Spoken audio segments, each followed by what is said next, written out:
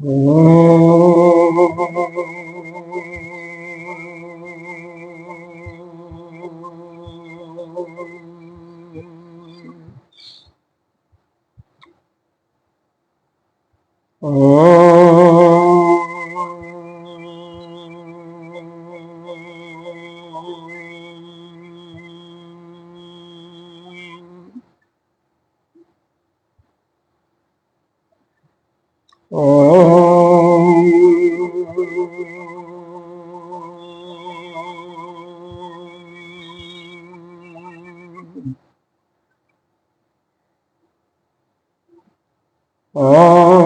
सहनावतु सहनो भुनक्तु सह वीर्यं करवावहै तेजस्विनावधीतमस्तु मा विद्विषावहै।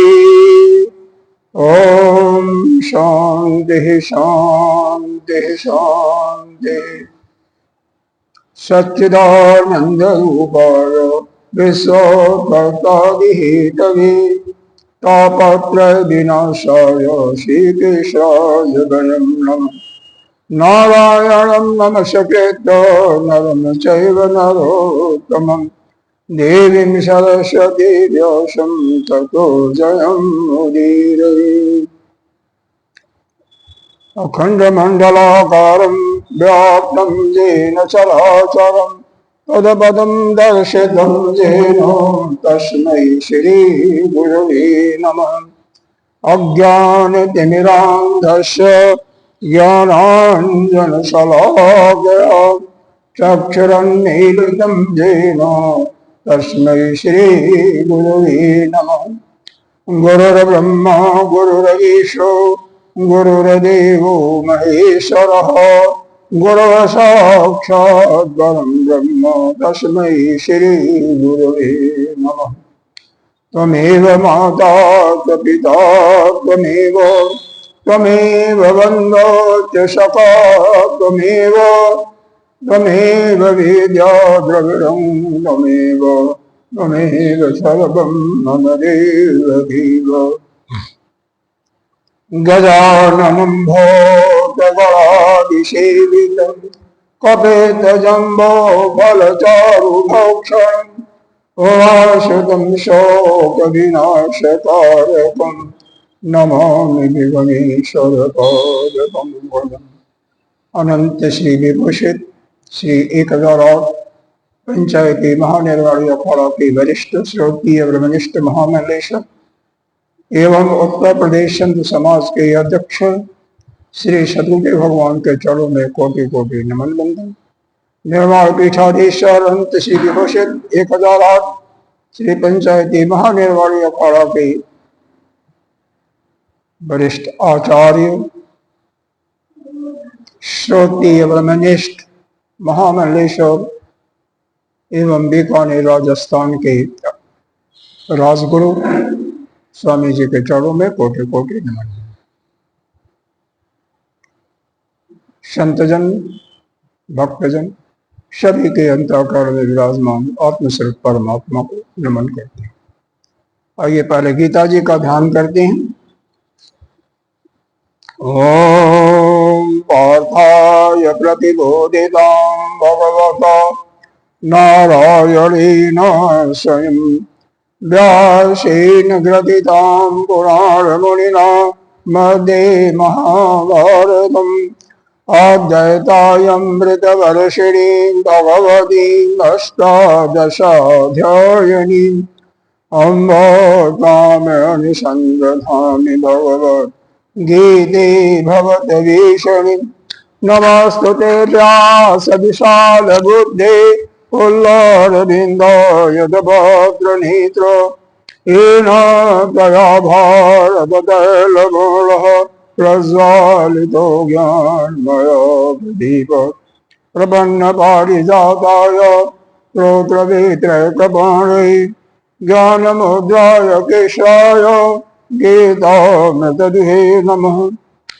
सर्वोपनिषदो गावो लोकधा गोपालनन्दनः पार्थो वत्स सुधिरभोक्ता दुग्धं गीतामृतं महतो वसुदेवसुतं देवं कंसचारूरमर्दनं देवकी परमानन्दं कृष्णं वन्दे जगद्गुरुं भीष्मदोषतथा जयद्रथजलम् गान्धारनीलोत्पलं शैलग्राहवती कृपेणवहनी कर्णेन नीलकुल अस्तामभिगणघोरनगर दुर्योधनवर्धिनी श्रोतीला खलुकान्दैरनदी कवर्तकः केशव पराशरवच सरोजममलं गीतागन्धोद्गतं नानाख्यानुकेशरं हरिकदा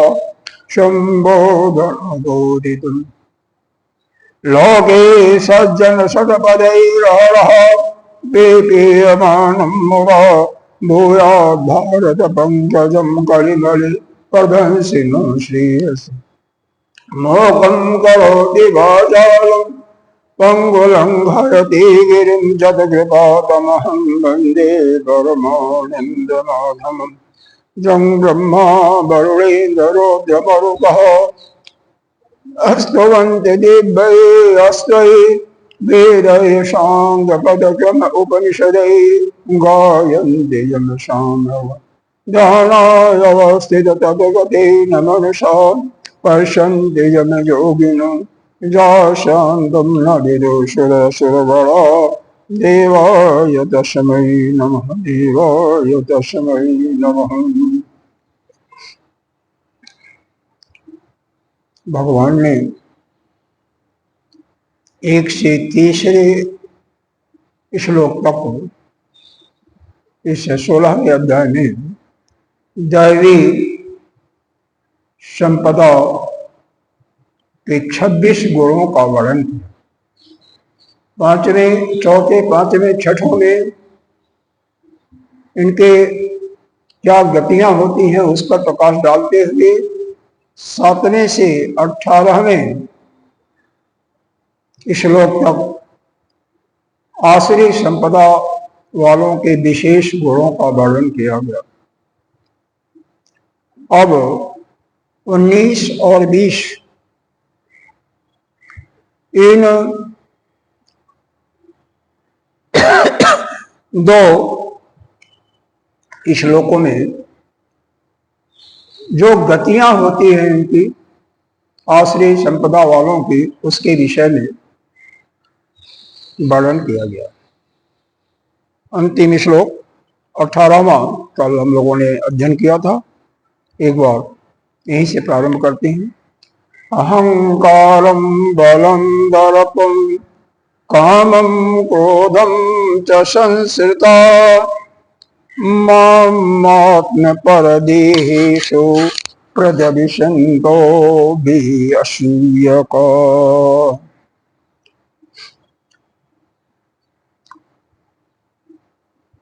यानी अहंकार, बल, अहंकार का अर्थ तो कल बता दिया था, जो भी विद्यमान हो या अविद्यमान गुण हो किसी के अंदर उसी का अपना बना, अपना तो है ही है खैर, लेकिन ममता, इस संसार में कोई भी वस्तु सब भगवान के द्वारा ही दी गई वस्तु तो कोई है नहीं, लेकिन उसको अपना अपना मेरा, ये मेरा है, मैं हूं, इस प्रकार से अहम मानता है। और अविद्याक्षम, अज्ञानवश वह अहंकारी कष्ट को भी प्राप्त होता है, महती कष्ट। और सर्व दोष दोषाणाम मूलम, यही जो है अहंकार ही सभी दोषों का मूल है और सभी अनर्थों का भी में प्रवृत्त होने का यही एक मूल है। बल को बताया, दर्प, धर्म का जो बारंबार उत्क्रमण करता है उसको हम दर्प कहते हैं। काम के बारे में जो भी आपके अंदर कामना होती है किसी भी वस्तु के प्राप्त करने के लिए, विशेष करके स्त्री से संबंधों को यहाँ पर जोड़ दिया भाष्यकार महाराज ने। क्रोध च संस्कृता, क्रोध भी एक मूल कारण है। देखिए आगे भगवान बताएंगे कि काम, क्रोध और लोभ, जितने भी यह असुर संपदा के गुण बताए जा रहे हैं, यही तीनों मूल हैं। और यह तीनों में से जिसके पास एक भी होता है ना, वह भगवान को नहीं प्राप्त कर सकता।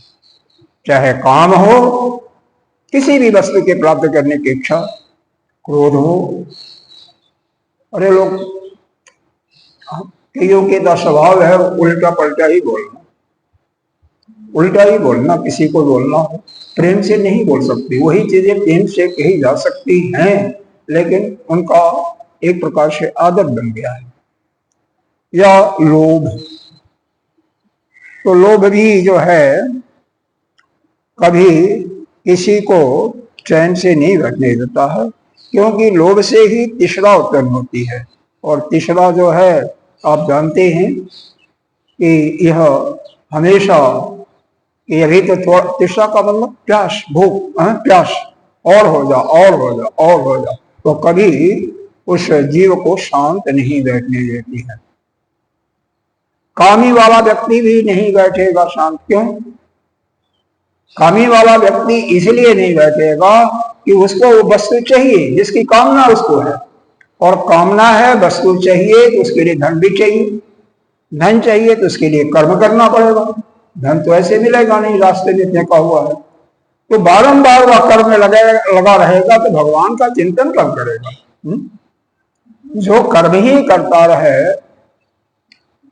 हर क्षण, वो भगवान का चिंतन कैसे करेगा? शास्त्र का श्रवण कैसे करेगा? यह सब तो बहुत दूर हो जाता है।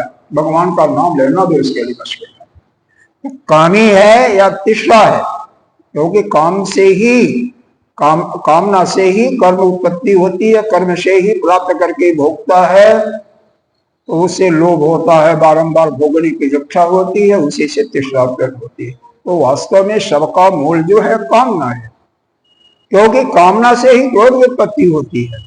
किसी वस्तु को प्राप्त करने की आपकी तीव्र इच्छा है और वस्तु को प्राप्त करने में कोई बाधा डालता है, उससे आपको क्रोध होता है। या आपके मन के अनुकूल जैसा चाहते हैं, सामने वाला वैसा नहीं करता है, तो आपको क्रोध आता है। क्रोध कल बताया था, पहले तो अपने आप के ही अंतःकरण को जलाता है, पाचन शक्ति को क्षीण करता है।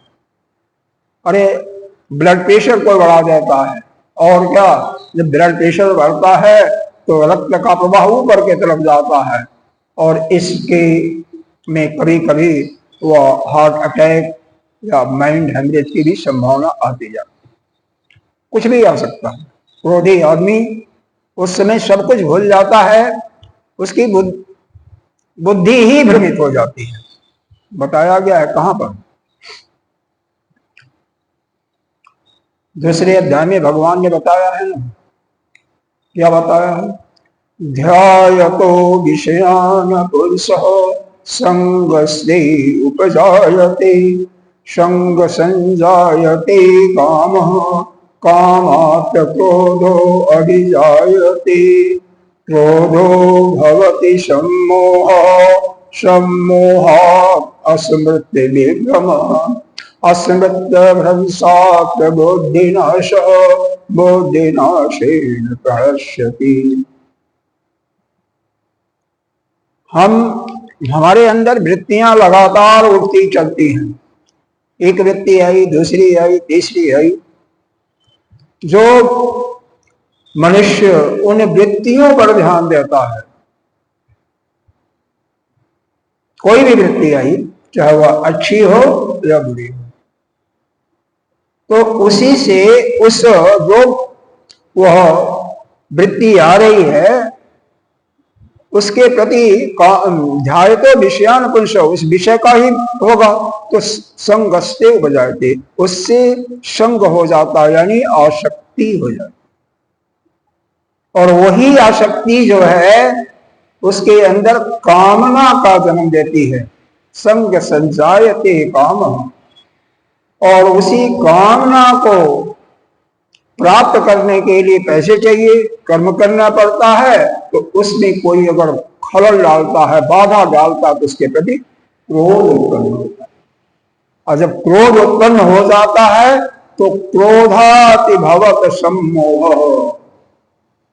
सम्मोह का मतलब क्या है? मूढ़ भावना। उस समय उसको सोचने विचारने की कोई शक्ति नहीं रहती है। क्रोधाति भवत सम्मोह। सम्मोहात अस्मृति विभ्रम।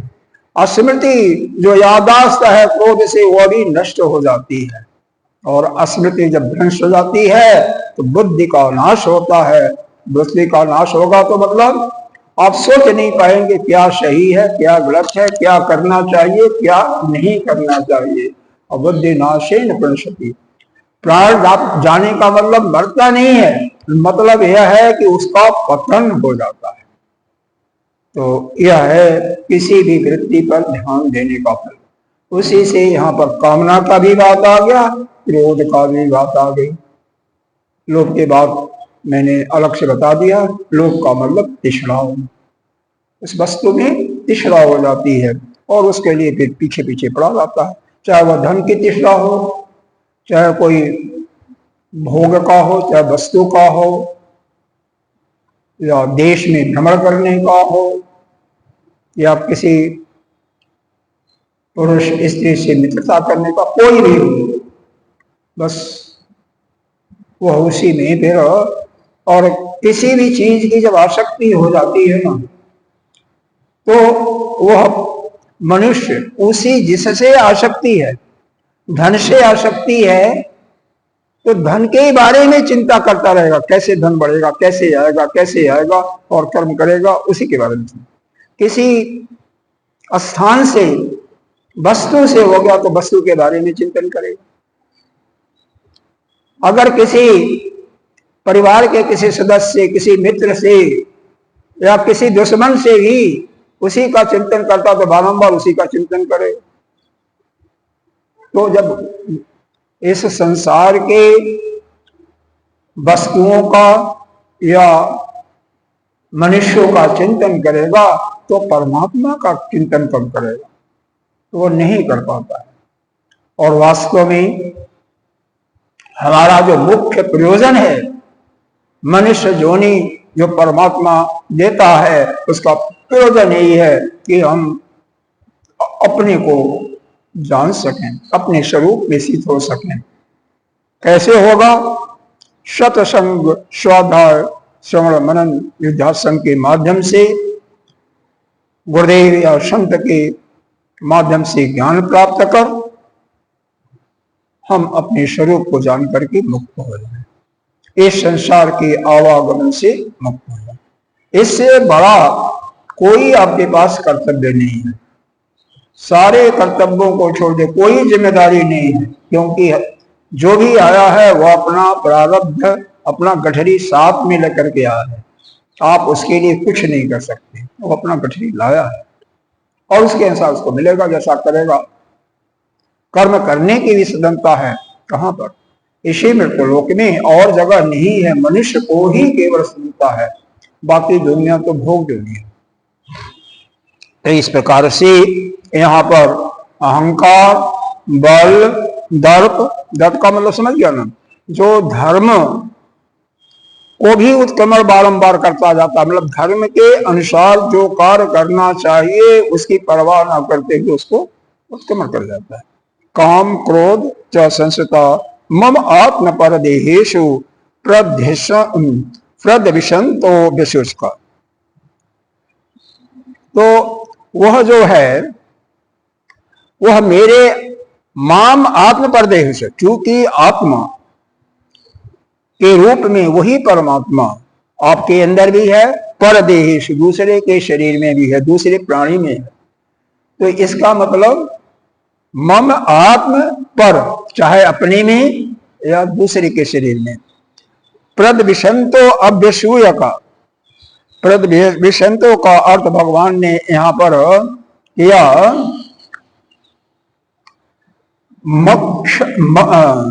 मत शासन अनातिवर्तित्वम प्रदेश तम कुर्वन्त।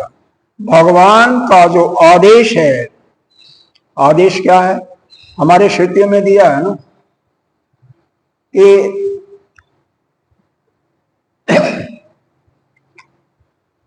स्वाध्याय न प्रमितव्यम, मातृदेवो भव, गुरु देवो भव, आचार्य देवो भव, अतिथि देवो भव।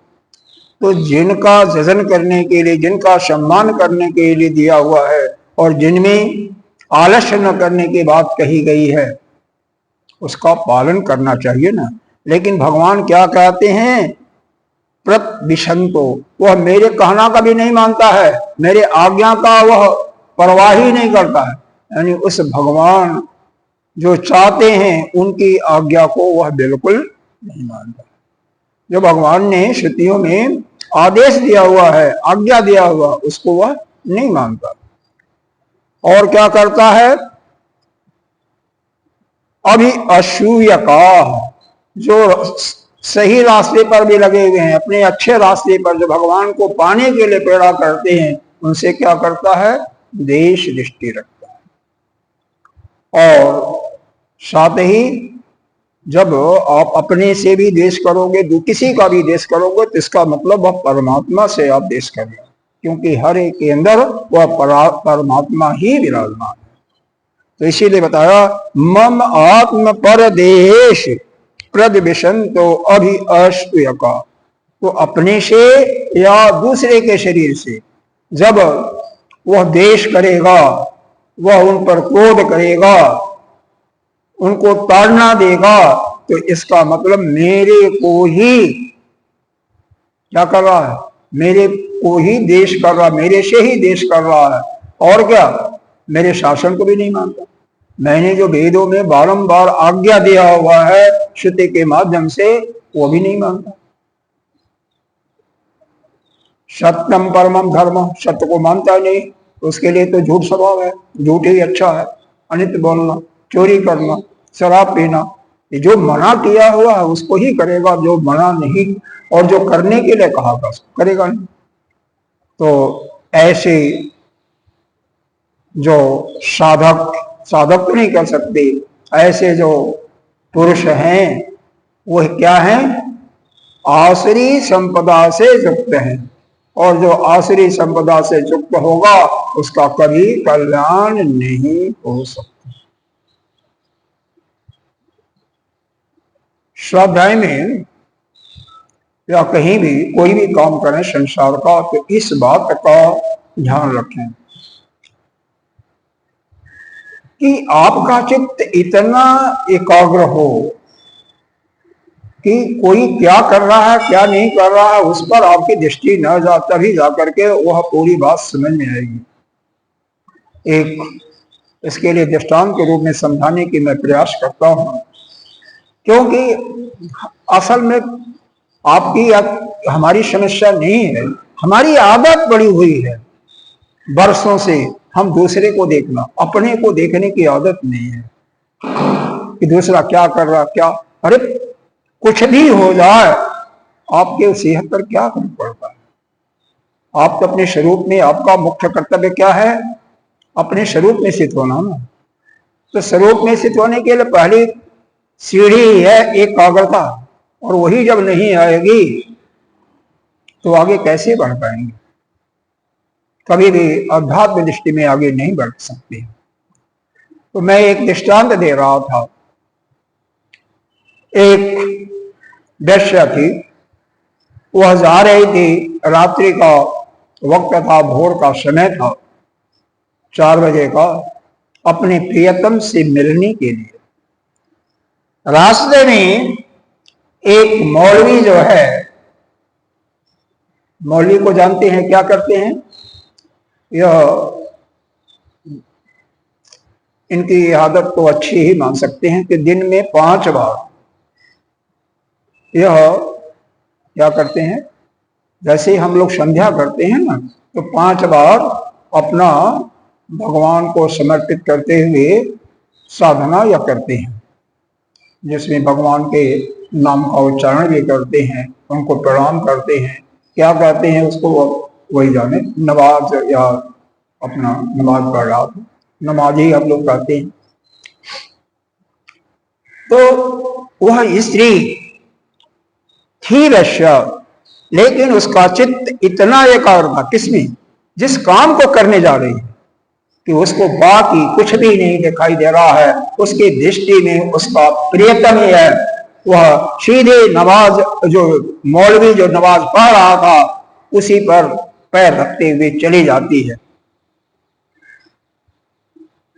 उस मौलवी को बहुत क्रोध आया, लेकिन जब तक कुछ कहना चाहे तब तक वह दूर चली गई थी।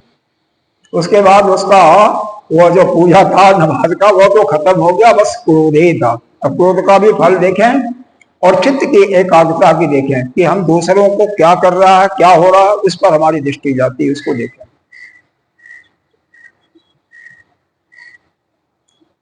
बाद में वो अपने प्रियतम से मिल करके जो कुछ क्रियाकलाप करना था, करने के बाद जब आती है तो जाते समय तो उसको तेजी से आते समय आराम से आती है, इन पर कोई काम नहीं, घर जाना। मौलवी इंतजार कर रहा, आती है तो उसको डांटता है, तेरे को दिखाई नहीं देता, मैं यहां पर पूजा कर रहा था, इसको लांघते हुए गई, तुमने पैर रखा अपना। तो कहती है, अरे मौलवी तू ऐसे पूजा कर रहा, क्या कर रहा है, तू ढोंग कर रहा था, क्यों? अरे देख, तेरा चित्त भगवान में नहीं एकाग्र था, उस अल्लाह में एकाग्र नहीं था, उसमें होता तो उसके सिवा और क्या दिखाई देता, कौन जा रहा है कौन नहीं जा रहा है वो दिखाई दे रहा। इसका मतलब तेरा मन उस परमात्मा में एकाग्र ही नहीं है, तेरा तो संसार में लगा हुआ था। तू क्या कर रहा था पूजा? देख, मैं अपने प्रियतम के प्रति हमारा चित्त लगा हुआ था, तो मेरे को कुछ भी नहीं दिखाई दिया। और तू उस परमात्मा के प्रति उनका पूजा कर रहा था, तेरा चित्त वहां लगना चाहिए और तेरी दृष्टि संसार में थी। तात्पर्य यह है कि हम जो कुछ करें, हमारा मन चित्त सब उसी में हो, उसी जगह हो। शरीर तो है ही है, लेकिन मन कहीं और भ्रमण करेगा तो वहां का पूरा लाभ नहीं होगा। सत्संग में तो बहुत ही आवश्यक है। यह क्या व्यवहारिक दृष्टि में भी कोई कार्य करें, भोजन ही कर रहे हैं और तो साधारण से है, अगर दृष्टि आपकी इधर उधर हो रही है, भोजन पर नहीं है, तो वह जो स्वाद मिलना चाहिए, वह जो भोजन खा करके ठीक ठीक पचना चाहिए, वह कभी नहीं पचेगा। उसमें भी विषाक्त तक होने की संभावना है। अगर कोई कुरूप दृष्टि आपके सामने, विभत्स दृष्टि आ जाती है, तो इसीलिए जो काम करें, यह हमारी प्रार्थना। बाकी जो जैसा करता रहकर उसकी आदत को हम सुधारने का हमारा काम ठेका नहीं हमने ले रखा है, लेकिन बताने का हमारा फर्ज बनता है कि जो काम करें मन को ही शरीर वहीं पर लगा रखें, मन बुद्धि चित्त सब एकाग्र, तब जाकर के उसका पूरा पूरा फल मिलेगा। व्यवहारिक दृष्टि में जो भी कार्य करेंगे उसकी गुणवत्ता बदलेगी, गुणवत्ता में सुधार होगा।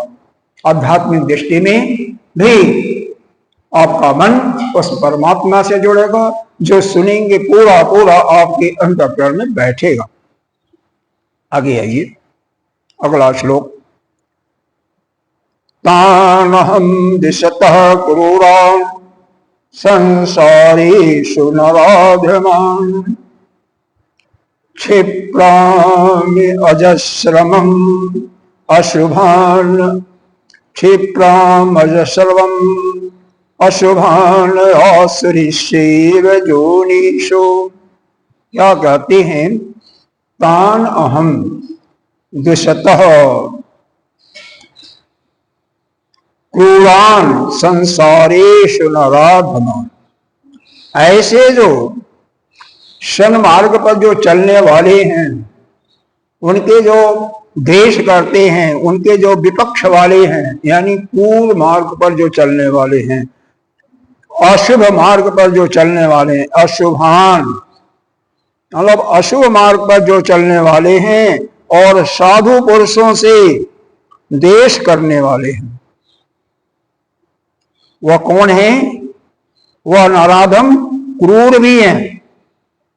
और बार बार एक शब्द आया है अजस्रम। अजस्रम का मतलब होता है बार बार, निरंतर।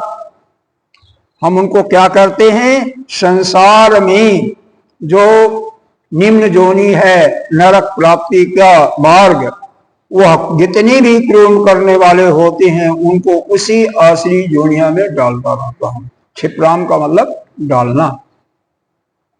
जो क्रूर स्वभाव की हैं, द्विषतः द्विविषतः, तो जो विद्वानों से जो शुभ मार्ग पर चलने वाले हैं, साधु पुरुष हैं, उससे मन में ईर्ष्या रखते हैं और उनका स्वभाव तो क्रूर है। और अशुभ मार्ग पर चलने वाले हैं वो नराधम। तो ऐसे लोगों को जो आसुरी स्वभाव वाले हैं, आसुरी संपदा से युक्त हैं, उनको हम बारंबार, बारंबार कहां से हमने लिया, अजस्रम एक शब्द आया है, क्षिप्रामि अजस्रम। अजस्रम का मतलब बार बार, निरंतर। आसुरिश जोनीश, आसुरी जोनी यानी नरक जोनियों में डालता रहता। देखो, आपको शास्त्रों में बताया गया है, अगर जो जैसा जिसका कर्म होता है उसी के अनुसार उसको जोनी मिलती है। जिसका कर्म बहुत श्रेष्ठ है, आपको बताया था, पता नहीं यहां बताया था या सुबह बताया था, या मेरे को ध्यान नहीं आ रहा है, कि पूर्ण कर्म ही है, धर्म ही केवल है, अधर्म नाम मात्र का है, तो उसको देवता की जोनी मिलती है। क्योंकि उसके अपने पुण्यों का भोग करना है, तो वह मनुष्य योनि में भोग नहीं कर सकता है। दिव्य उसको अलौकिक भोग की प्राप्ति होती है, वह देवलोक में ही भोग सकता है। अगर धर्म भी और अधर्म दोनों लगभग बराबर हैं, तो इस मनुष्य योनि में ही उसको जन्म मिलेगा। और ज्यादा पाप ही है, अधर्म ही है, पुण्य थोड़ा बहुत है तो कहां मिलेगा, तिर्यक जोनी में, जिसको आश्री जोनी कर रहे हो, या वृक्ष इत्यादि में, इनमें मिलेगा। इसमें भी कैटेगरी होती है। जैसे कोई पास होता है तो 60% पर फर्स्ट क्लास होता है, लेकिन उसमें भी 75% पर क्या होता है, डिस्ट्रिक्शन होता है।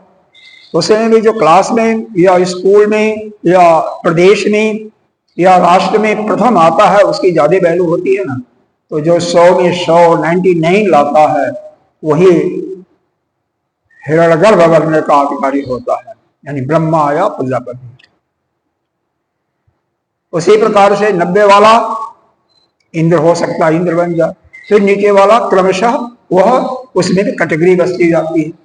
मनुष्यों में भी जो 59 पॉइंट समथिंग लाया, फर्स्ट नहीं आया, देवता के रूप में नहीं चला गया, नहीं गया, तो वह ब्राह्मण के घर जन्म लेकर के, या ऐसा संभ्रांत परिवार है जहां पर अध्यात्म की चर्चा होती रहती है, और वहां से अपने जीवन को सुधार सकता है। ऐसे क्रम से थर्ड क्लास वालों में भी मान लो 40 से 45 है, जो उसके करीब आ गया, तो उसको पशुओं में भी अच्छे पशु का, जो पूजा करते हैं, किसका, गाय का या हाथी की भी पूजा करते हैं, ऐसा जन्म मिलेगा। और 1-2 नंबर वालों को वही कीड़ा करकट नरक वाले ऐसे मिलते हैं। तो हमेशा हमारा ध्यान क्या होना चाहिए कि मान लीजिए इसके पहले आप नहीं जानते थे तो कोई बात नहीं, अभी से, इस समय से ही हम कोई भी ऐसा कर्म ना करें जिससे किसी का दिल दुखे, किसी को कष्ट हो। और धर्म, किसी को कष्ट नहीं होगा, धर्म करते रहेंगे तो निश्चित रूप से आपका पुण्य बढ़ेगा और पाप। या ज्ञान प्राप्त कर लेंगे तो सब कुछ नष्ट हो जाएगा, लेकिन ज्ञान प्राप्त करने में थोड़ा समय लगेगा आपको, क्योंकि जब तक अंतःकरण आपका शुद्ध नहीं है, चित्त एकाग्र नहीं है, तो अज्ञान की प्राप्ति हो ही नहीं सकती है। इसके लिए, इसीलिए जो हमारे वेद में पूर्व मीमांसा है, कर्म कांड है, उसके अनुसार मन की इच्छाओं को शांत करने के लिए क्या करते हैं, यज्ञ दान तप इत्यादि करके अपनी कामनाओं को पहले शांत करो, फिर निष्काम काम करते हुए, निष्काम यज्ञ करते हुए अपने अंतःकरण को शुद्ध करो।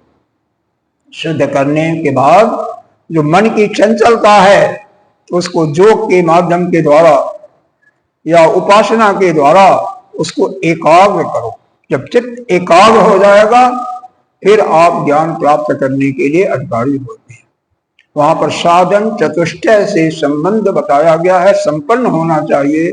साधन चतुष्टय का मतलब विवेक, दूसरा क्या कोई बता सकता है, वैराग्य, पूरा संसार से वैराग्य हो, और तीसरा श्रम दमादि खट संपत्तियां, यानी मन और इंद्रियां सब एकाग्र हों, और उस एकाग्रता में जो कष्ट सहना पड़े वह कष्ट का भी, तितिक्षा का भी पालन करने वाला हो, और इनसे बिल्कुल ऊपर हो गया, संसार से बिल्कुल ऊपर, कोई मतलब ही नहीं।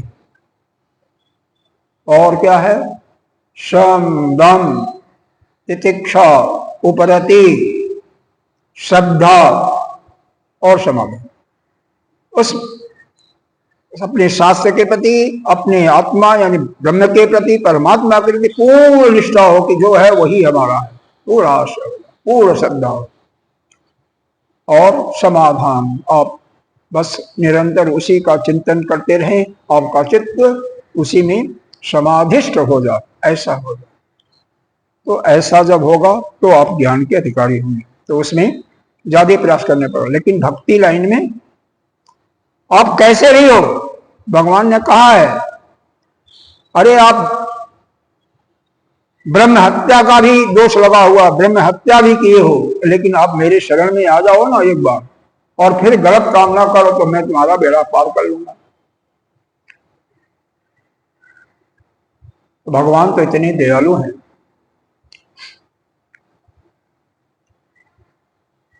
वो किसी को याद है 18वें अध्याय का एक श्लोक है जिसके माध्यम से भगवान ने बताया है कि सर्वधर्मान परित्यज्य, इसमें दिखाई नहीं दे रहा कौन सा श्लोक है, माम एकम शरणं व्रज अहम त्वाम सर्व पापयोभ्यो मोक्षयिष्यामि मा शुचः। तो सभी जो भी आपके धर्म हैं सबको छोड़ करके मेरी शरण में एक बार आ जाओ, मैं सभी पापों से तुमको मुक्त कर दूंगा। तो यह शायद 65-66 क्या श्लोक है, जैसे मिल जाएगा, यह मिल गया, 66 श्लोक है, 66वां नंबर है 18वें अध्याय का, आप लोग देख सकते हैं।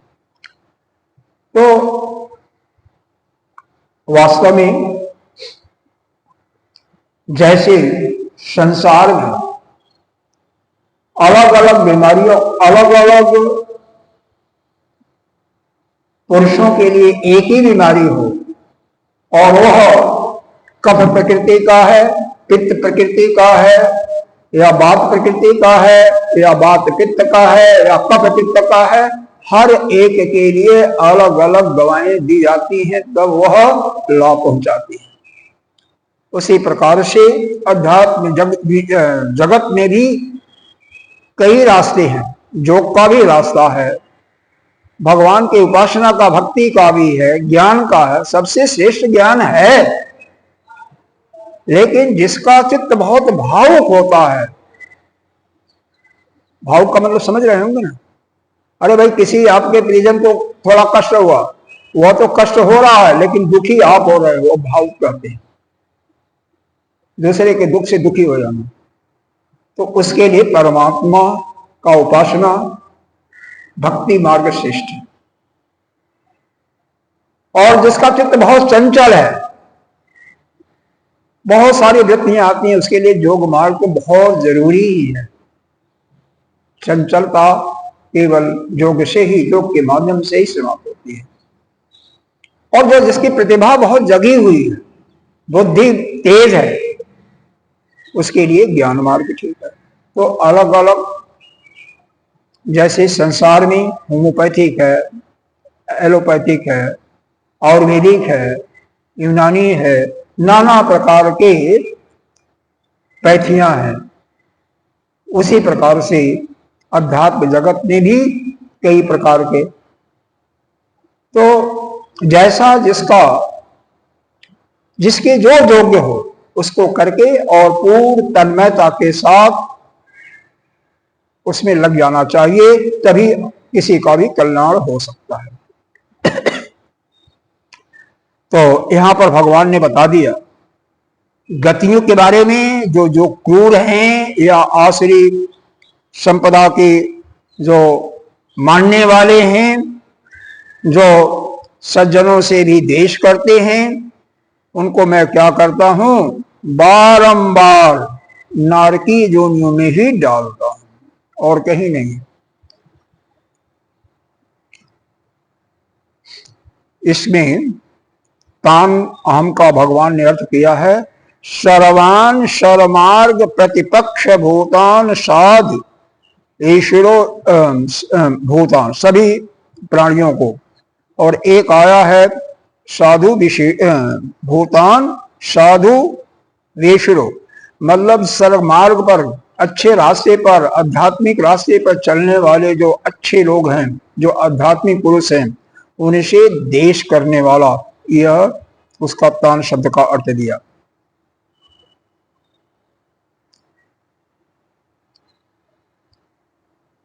यह जो बताया संसारेशु में नराधमान का मतलब नरक संसार मार्गेशु, मतलब उनको नरक में ही डालना है। अधर्म दोष बतत्वात, जो अधर्म के दोष से मतलब पापी ज्यादा होते हैं। क्षिपाम का मतलब प्रक्षि पामी, मतलब डालना। अजस्रम का मतलब सततम, मतलब लगातार, नित्य, निरंतर। तो आश्रिष्य एवं क्रूर कर्म प्रयासु, इन जोनी का मतलब दिया व्याघ्र सिंह आदि जोनी। जो जैसे जो क्रूर होता है उसको क्रूरता ही तो काम दिया जाएगा, क्योंकि इस शरीर के जाने के बाद उसका स्वभाव नहीं चेंज होता, स्वभाव भी साथ में वो भी जाता, संस्कार उसके साथ जाते हैं, कामनाएं भी जाती हैं, कर्म भी जाती हैं, इंद्रियां तो जाती हैं, तो मालूम है पूरा सूक्ष्म शरीर जाता है। तो कामना यानी वासना, अविद्या और कर्म तीनों जाते हैं साथ में। अविद्या भी जाती है, ज्ञान भी जाता है, जिस जहां तक अज्ञान है, जिस स्टेज का है, वह पूरा ज्ञान साथ में जाएगा। वासना जो कामना है वह पूरी की पूरी कामना जाएगी, तो वासना जाएगी तो संस्कार भी इसका मतलब गया। इसी के अंदर अनुसार जो क्रूर लोग हैं, हत्यारे हैं, उनको व्याघ्र, शेर इत्यादि योनि में डाला जाता है, भेड़िया। और जो उसमें क्रूरता नहीं होगी उनको हो सकता है गाय के जोनी में, बैल के जोनी में डाल देगा। बहुत ज्यादा पाप नहीं, थोड़ा पुण्य उनके अंदर ज्यादा होगा, लेकिन इतना पुण्य नहीं ताकि वह पुरुष योनि में आ सके, तो इसलिए उनको उसी में भी शेष योनि में डाला जाता है। पालतू होते हैं, उनको किसी चीज की चिंता नहीं होती है, भोजन पानी सब कुछ हम लोग प्रदान करते हैं। अगला श्लोक देखिए, तो इसका मतलब क्या हुआ, हम जब गलत काम करेंगे, हमारे अंदर केवल आश्री संपदा को लेकर के जाएंगे, तो इन आश्री जोनियों में जाएंगे ना, तो वहां पर संभावित जो कष्ट दुख होगा उसको चिंतन करें, और चिंतन करके कम से कम यदि कोई आपके अंदर अवगुण है तो उसको त्यागें, यानी आश्री संपदा के गुणों को त्याग करके दैवी संपदा के गुणों को धारण करें। अगले में क्या है, आसुरम योनिमापन्ना मूढ़ा जन्मनि जन्मनि माम अप्राय्य कौन्तेय ततो जानति अधमाम गतिम। कह रहे हैं वह जो मूल है ना, कौन मूल? जो अविद्या से ग्रस्त हैं, अविवेकी जन जो हैं, जन्मनि जन्मनि, हर एक जन्मों में वह जो मूल हैं, हर जन्म में आसुरी जोनि को पाते हैं। आसुरी जोनि मापन्ना, आसुरी जोनि को प्राप्त करते हैं, लेकिन मेरे को माम अप्राप्त, मेरे को नहीं प्राप्त कर सकते हैं। एक कौन थे? वो आसुरी जोनि वाले मेरे को न प्राप्त करके बारंबार आसुरी जोनि को ही प्राप्त करते हैं। ततो जानति अधमाम गति, इसी प्रकार से उनको जो पहले की जोनि होती है उससे और नीचे की जोनि में गिराया जाता है, उसमें मैं डालता हूं। जैसे पहले किसी को व्याघ्र जोनि में दे दिया गया, तो बाद में भेड़ बना दिया, बाद में फिर कुत्ता बना दिया, ऐसे क्रमशः नीचे नीचे बाद में छंछुदर बना दिया। इस प्रकार से धीरे धीरे धीरे, इसी प्रकार से जोनियों में जब सुधार होता है ना, तो वे धीरे धीरे शुभ जोनियां दी जाती हैं। और बाद में पुरुष की जोनी में भी जैसा उसका कर्म होता है, शूद्र का या वैश्य का, फिर और अच्छा होता है तो क्षत्रिय का, और अच्छा होता है तो ब्राह्मण का, और अच्छा होता है तो ब्राह्मणों में जो श्रेष्ठ ब्राह्मण होते हैं, जहां पर वेद पाठ इत्यादि किया जाता है, सभी लोग स्वाध्याय करते हैं, उनके यहाँ जन्म। तो जैसा हम कर्मों को करेंगे उसी के अनुसार हमारी दुनिया निश्चित होती है। इसमें आश्रम जोनि अपन्ना, इसका अर्थ दिया प्रतिपन्ना। मूढ़ा जन्मनि जन्मनि का मतलब अविवेकी, अज्ञानी, प्रतिजन्म तमो बहुलाशु एव जोनि जायमाना अधो गच्छन्ति मूढ़ा। मतलब ऐसी जोनि जिसमें तमोगुण ही ज्यादा से ज्यादा है, तमोगुण की बहुलता है, तमोगुण इक्सिस रूप में है, और वह क्रमशः उस तमो जोनि में जाती रहती। हम समझ रहे हैं ना, सत्तरस्तम, सत्य में सात्विकता होती है, जो कि जिसमें पुरुष स्वाध्याय करता है, सत्संग करता है, भगवान का भजन करता है, पूजा करता है, सेवा इत्यादि करता है। रजोगुण में क्या करेगा? रजोगुण में कर्म करेगा, चाहे वह धन प्राप्ति का कर्म हो, चाहे कोई अन्य कर्म हो, उसका मन हमेशा कर्म में ही लगा रहेगा। चाहे सब प्रशासन करना, कोई भी कर्म होगा वह कर्म ही करेगा, कर्म में ही प्रवृत्ता उसकी होगी। तमोगुण में मोह, लथार्जीपना,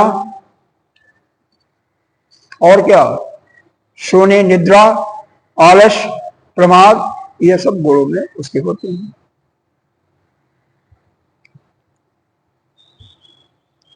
तो ऐसे जो जोनियां होती हैं, तस्मात् का मतलब जानते अदमाम निष्कृताम गतिम, निष्ठ जो ऐसे जोनियां निकृष्ट जोनि हैं उनमें उनको हम डालते हैं।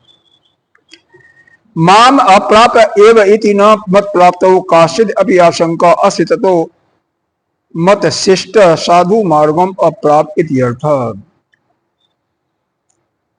मैंने जो श्रेष्ठ गुण बताए हैं दैवी संपदा का, उसको जब कोई अनुसरण नहीं करता है, जो श्रेष्ठ मार्ग को वह न पा करके, तो मेरी प्राप्ति का तो कोई सवाल ही नहीं होता है। भाई जो आसुरी जोनि वाले होते हैं, जो हमेशा गलत काम ही करते हैं, तो उनको तो दैवी संपदा वाले पुरुषों में तो दिया ही नहीं जाता है, तो मेरे को कैसे प्राप्त कर सकते हैं? क्योंकि परमात्मा को वही प्राप्त कर सकता है जो दैवी संपत्ति से युक्त होगा। दैवी संपत्ति वाला तो याद है ना, क्या क्या याद है? पहला है अभयम, पहला ही है अभयम। दूसरा क्या है? अंतःकरण की शुद्धि। और तीसरा है ज्ञान वो प्राप्त करका कैसे? योग के साथ में, अनुभव के साथ में, चित्त की एकाग्रता के साथ में उसको अपने अंदर ग्रहण करना, योग पूर्वक यानी एकाग्रता पूर्वक। बाद में अहिंसा आता है, सत्य आता है, शौच आता है, क्षमा आता है, धृति आता है, तो सारे गुणों का 26 गुणों का वर्णन किया गया। तो उन गुणों को हमें करना चाहिए। अब अगले श्लोक की संगति देते हैं भगवान यहां पर।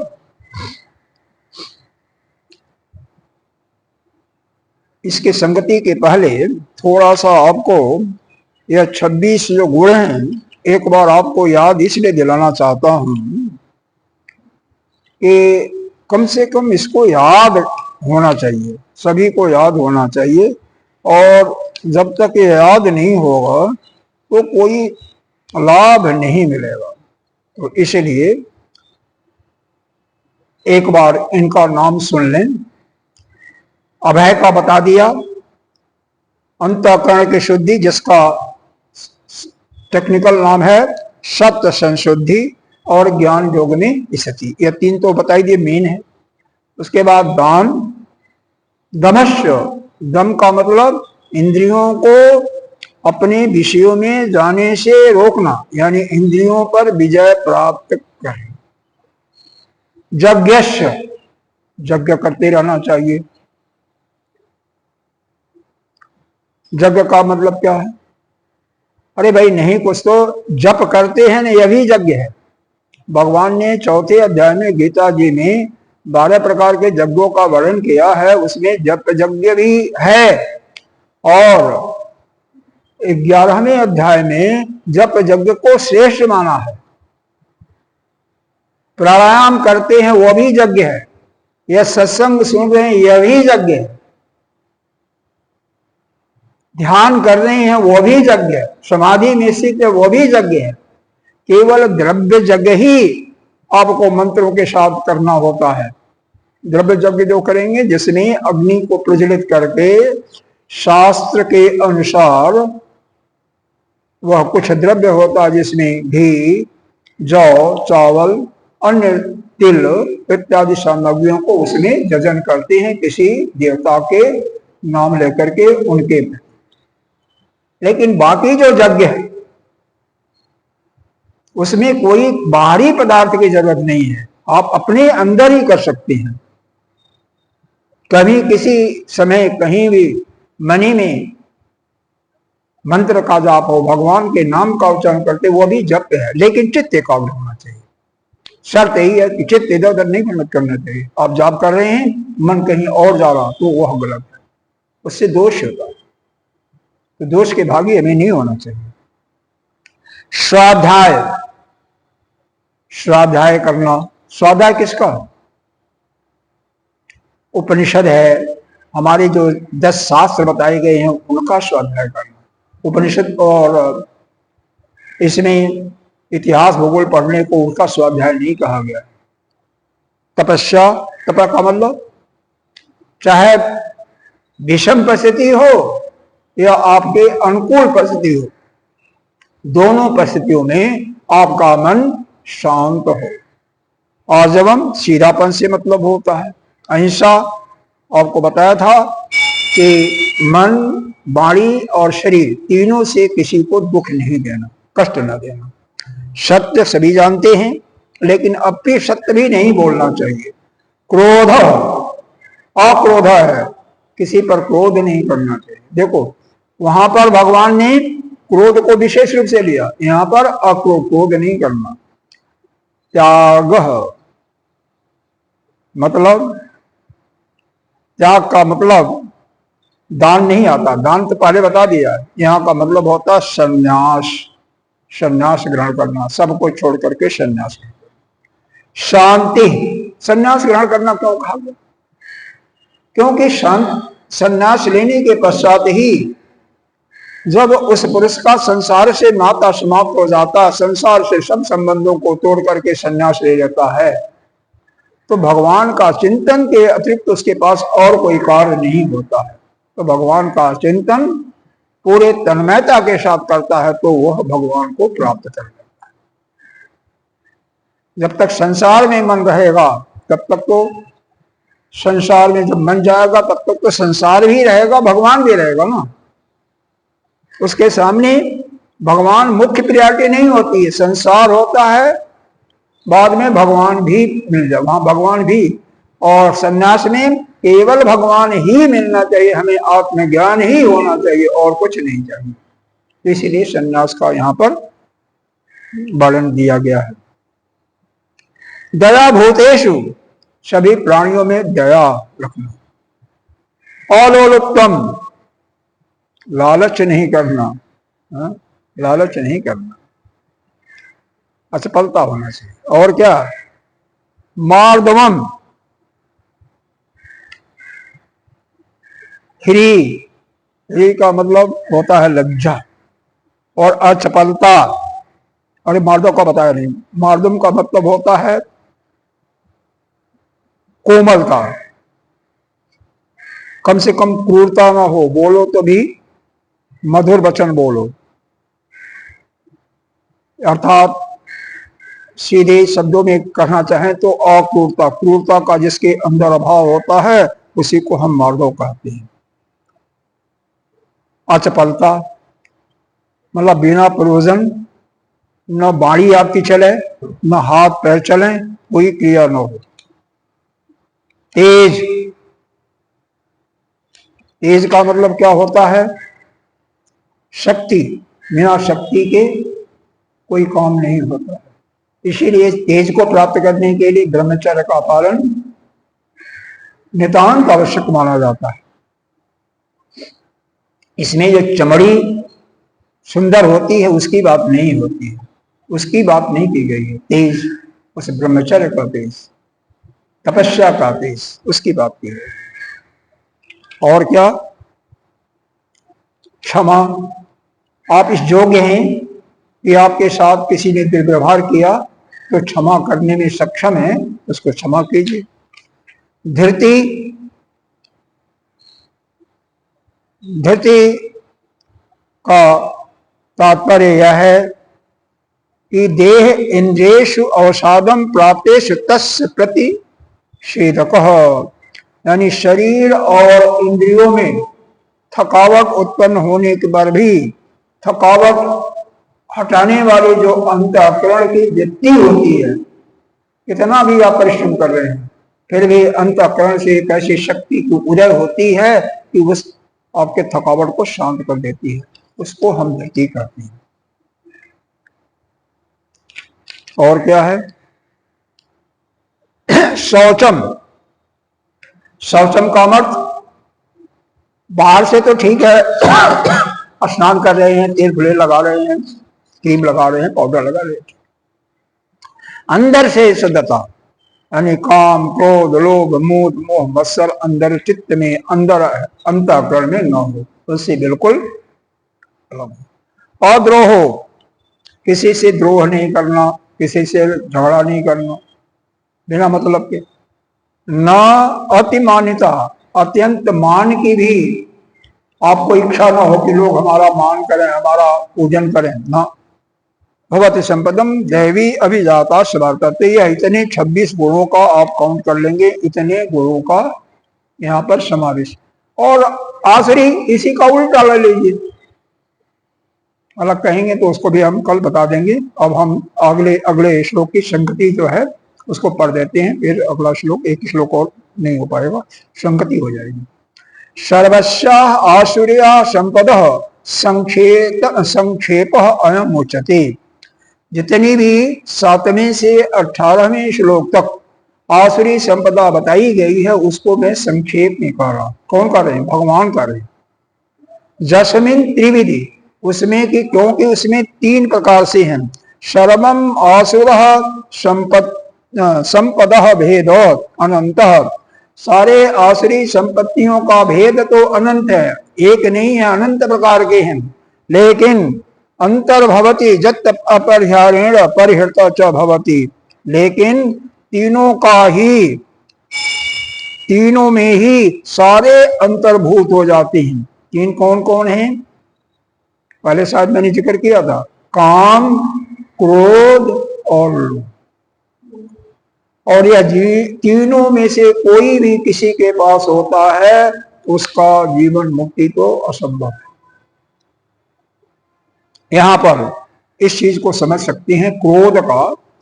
अगर अनुशासन के दृष्टि से क्रोध किया जाता है तो उसको क्रोध नहीं कहते हैं। एक क्षण में जैसे पानी का बूंद होता है ना समुद्र में, उड़ता है और गिर जाता है, समाप्त हो गया, बुलबुला जैसे। आप पर क्रोध हुआ, कोई क्रोध किया आपको शासन करने के लिए और दूसरे क्षण आपसे प्रेम से बोल रहा है तो वो क्रोध नहीं होता।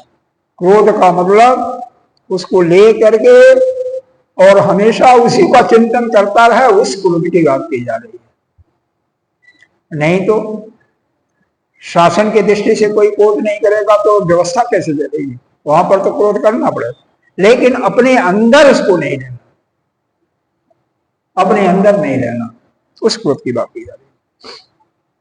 जत परिहारेण परिहृता च भवति, तीनों का नाश करने से ही सभी दोषों का नाश होता है। और यह तीनों ही अनर्थ के मूल कारण है जिनका वर्णन अब भगवान करेंगे, कल करेंगे। ओम पूर्णमिदः पूर्णमिदं ओम पूर्णमिदः पूर्णमिदं पूर्णस्य उच्यते पूर्णस्य पूर्णमादाय पूर्णमेवावशिष्यते।